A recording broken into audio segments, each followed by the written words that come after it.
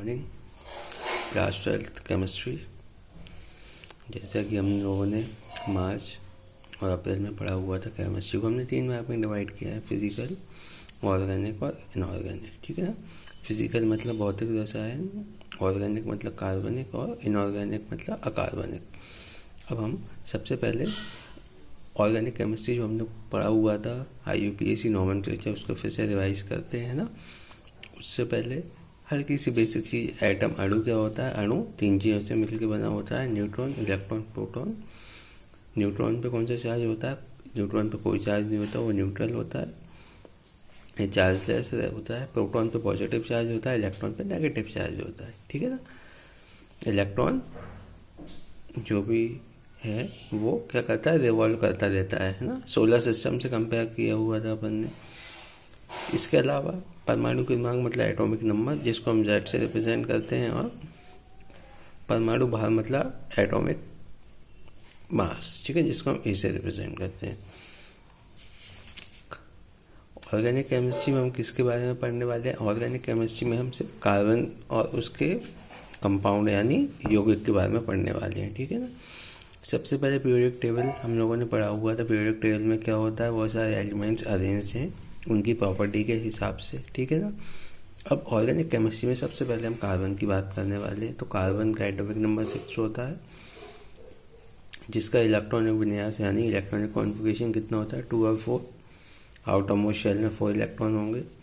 तो कार्बन को अगर किसी कंपाउंड या किसी एलिमेंट से रिएक्शन करना है तो कौन सा बॉन्ड बनाएगा? वो कोवेलेंट बॉन्ड बनाएगा। कोवेलेंट बॉन्ड में क्या होता है? शेयरिंग होती है ना, सहसंयोजक बंधन। ठीक है ना। ज़्यादातर कार्बन इसमें हाइड्रोजन से ही बॉन्ड बनाने वाला है। ठीक है। अब हम IUPAC नॉमेनक्लेचर स्टार्ट करते हैं। कोई भी बहुत सारे एलिमेंट्स का या कोई भी चेन हो या कोई भी कंपाउंड दे रखा हो, उसको IUPAC की फुल फॉर्म क्या है? बार के लिए बहुत इंपॉर्टेंट है, international union of pure and applied chemistry. ठीक है। अब हमको ये पता होना चाहिए, अगर हमारी कोई कंपाउंड में एक कार्बन है तो मीथ बोलेंगे, 2 है तो ईथ, 3 है तो प्रॉप, 4 है तो ब्यूट, 5 है तो पेंट, 6 है तो हेक्स, 7 है तो हेप्ट, 8 कार्बन है तो ऑक्टा,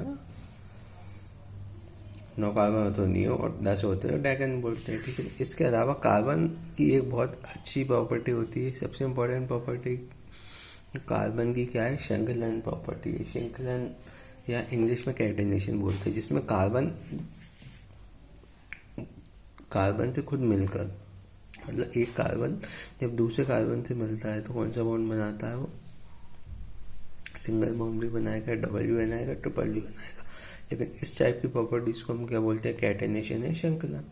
अब अगर कार्बन के बीच में अगर सिंगल बॉन्ड है तो हमारा जो भी कंपाउंड बनेगा ना, उसके आखिरी में क्या आ जाएगा? एन आ जाएगा। ठीक है ना। ANE। ठीक है ना। डबल बॉन्ड है तो ई ना जाएगा, ENE, और ट्रिपल बॉन्ड है तो क्या आ जाएगा? Y है। ठीक है। अब इसके अलावा IUPAC में 3 चीज़ होती हैं। वर्ड रूट मतलब 3 चीज़ होंगी। अगर कोई भी स्ट्रक्चर दे रखा है, उसका IUPAC नेम लिखना है, या किसी भी IUPAC नेम दे रखा है, उसका स्ट्रक्चर बनाना है, 3 चीज़ हमको ध्यान रखनी पड़ेंगी। एक होता है वर्ड रूट। वर्ड रूट मतलब क्या होगा? बीच का हिस्सा जिसमें कार्बन कितने हैं ना, जिससे मीथ है कि ईथ है कि प्रॉप है कि ब्यूट है, वो वाला हिस्सा। इसके अलावा प्रीफिक्स मतलब जो पहले लगेगा, और आखिरी में क्या लगेगा? सफिक्स मतलब जो बाद में लगने वाला है।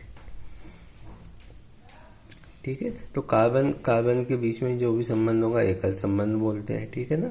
अल्केन में कौन सा बॉन्ड होता है? अल्केन जब भी यूज हो रहा है मतलब सिंगल बॉन्ड है, alkyne double bond, and alkyne means triple bond. Is it clear? ठीक है ना। अब कार्बन और हाइड्रोजन दोनों की हम स्टडी कर रहे हैं, तो इनको हम हाइड्रोकार्बन्स भी बोल सकते हैं। अब हमारे स्ट्रक्चर कैसे होंगे? जो कंपाउंड बनेगा उसका ब्रांच चेन बोल सकते हैं, मतलब ओपन चेन स्ट्रक्चर, मतलब खुला हुआ होगा, और एक क्लोज चेन भी होंगे जिनको हम साइक्लो वगैरह कंपाउंड बोलेंगे। अब इतने सब के बाद मेन जो आता है वो हमारा आता है फंक्शन ग्रुप। फंक्शन ग्रुप मतलब क्रियात्मक समूह। क्या होता है क्रियात्मक समूह? क्रियात्मक समूह क्या होगी? बहुत सारे अलग अलग कंपाउंड यौगिकों में कोई स्पेशल प्रॉपर्टी होगी। अब वो किस ग्रुप में डाले जाएं, ये हमको हम जो भी एक्सपेरिमेंट करते हैं उससे हमको पता चलता है कि ये किस ग्रुप का है, लेकिन अगर हमको उसका नाम लिखना हो तो उसके लिए हमको फंक्शनल ग्रुप की जानकारी होना बहुत ज़रूरी है। हमने पढ़ा हुआ था पिछली क्लासों में कि अल्कोहल के लास्ट में क्या लगेगा, ऑल लगेगा। अगर आपको कोई भी कंपाउंड में OH दिख जाता है तो आपको ये पता होना चाहिए कि अल्कोहल ग्रुप का है, या इसमें फंक्शनल ग्रुप OH है तो, और उसके प्रोनाउंसिएशन में आखिरी में क्या आएगा, ऑल आ जाएगा। उसी तरीके से एसिड का फंक्शनल ग्रुप क्या होता है, COOH होता है, और जब भी कोई नाम हम लिखेंगे तो क्या आएगा, ओइक एसिड। ओइक मतलब इथेनोइक, मिथेनोइक, प्रोपेनोइक, ये हमने पढ़ा हुआ है। इसके अलावा हैलाइड मतलब यहाँ पे एक्स बना दिया। ये सारे क्या होते हैं, हेलोजेंस होते हैं, फ्लोरीन, क्लोरीन, ब्रोमीन, आयोडीन। तो 1 क्लोरो 2 ब्रोमो, है ना, या फिर लास्ट में भी आ सकता है कि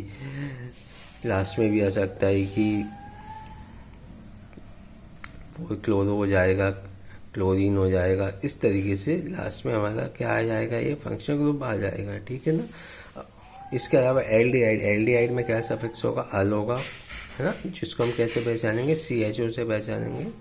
और last but not the least ketone में ओन, ठीक है। तो ये हमारा जो बेसिक था ना, ये अपन ने पढ़ा हुआ था, फिर से रिवाइज कर लेना आप। और एक क्लास और लगेगी बस इसके बाद, जो भी अपन ने पुराना पढ़ा हुआ है उसको रिवाइज करने में। उसके बाद अपन 12th में सबसे पहले ऑर्गेनिक केमिस्ट्री से स्टार्ट करने वाले हैं, ठीक है ना। इसके अलावा बहुत सारे फंक्शन और कौन कौन से हो सकते हैं, ईथर होगा, है ना, ईस्टर होगा, है ना, नाइट्राइल ग्रुप के कुछ कंपाउंड्स होंगे। तो जितने भी मैंने पहले कराए हुए हैं वो सारे एक बार पढ़ लेना।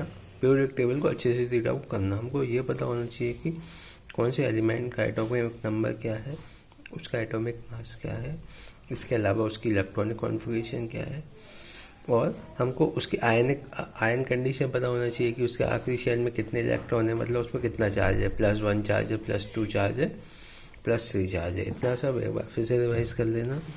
ये बेसिक था। इसके अलावा एक क्लास और लूँगा मैं बेसिक क्लियर कराने के लिए, जो अपन ने पुराना पढ़ा हुआ था। और उसके बाद हम क्या करेंगे, उसके बाद जो भी 12th का पार्ट है वो हम स्टार्ट करेंगे, ठीक है। Okay, bye bye.